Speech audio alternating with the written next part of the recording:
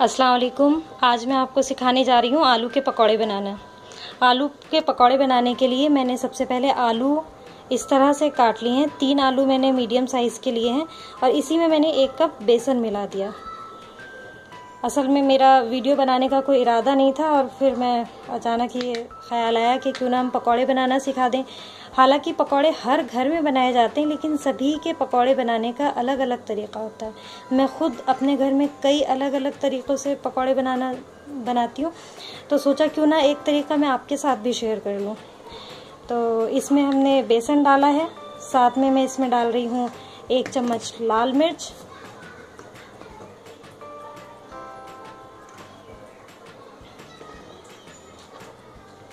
1 चम्मच नमक, इसमें मैं डालूंगी चाट मसाला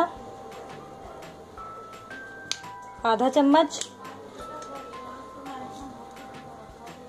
कूटा साबुत धनिया जिसे मैंने यूं ही कूट लिया है, कसूरी मेथी 1 चुटकी, अजवाइन डाल रही हूँ। अजवाइन मैं क्रश करके डाल रही हूँ, 1 चुटकी डाल लें। और अब हम इसे मिक्स कर लेंगे। थोड़ा सा पानी डालूंगी मैं और इसे मैं मिक्स कर लूँगी, बहुत थोड़ा सा पानी। बेसन भी इसमें मैंने बहुत थोड़ा सा मिलाया है, क्योंकि मैं इसमें ज़्यादा बेसन का जायका नहीं चाहती हूँ। मैं चाहती हूँ कि सारे मसालों का जायका इसमें आए।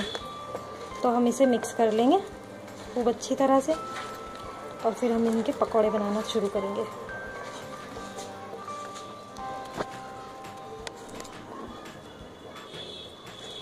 पहले ही गर्म होने रख दिया था और अब हम पकौड़े तलना शुरू करेंगे।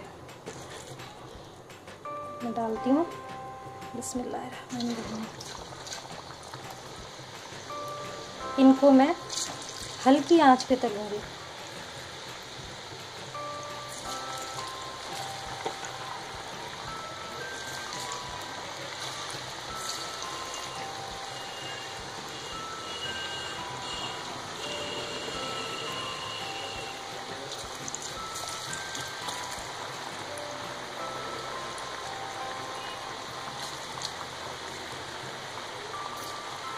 सारे ही आलू में डाल देती हूँ।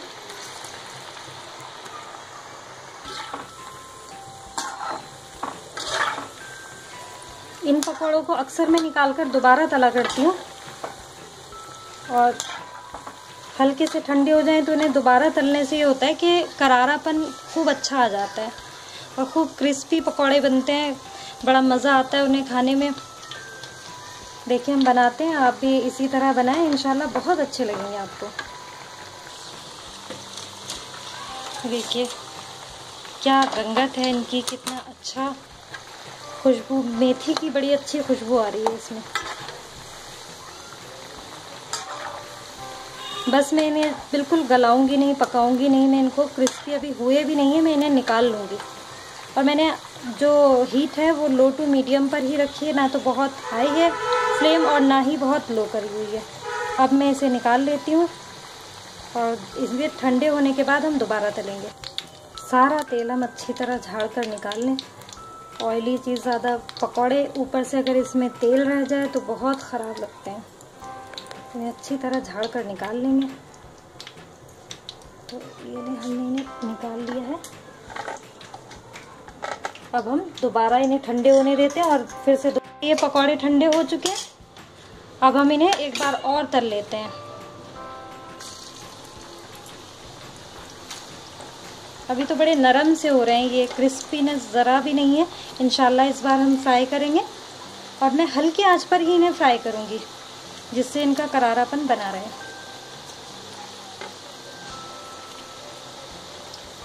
इसी आंच पे इंशाल्लाह 5 से 7 मिनट पकाएंगे हम इन्हें, जब तक करारे ना हो जाएं।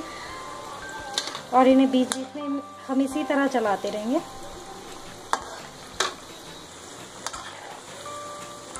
फिर लो टू मीडियम फ्लेम पर पकाते रहेंगे हम इसे, तो इंशाल्लाह ये तैयार हो जाएंगे, करारे हो जाएंगे। सॉरी, देखिए ये पकौड़े बिल्कुल अब तैयार होने लगे। पकौड़े बिल्कुल तैयार हैं और क्रिस्पी भी हो गए हैं।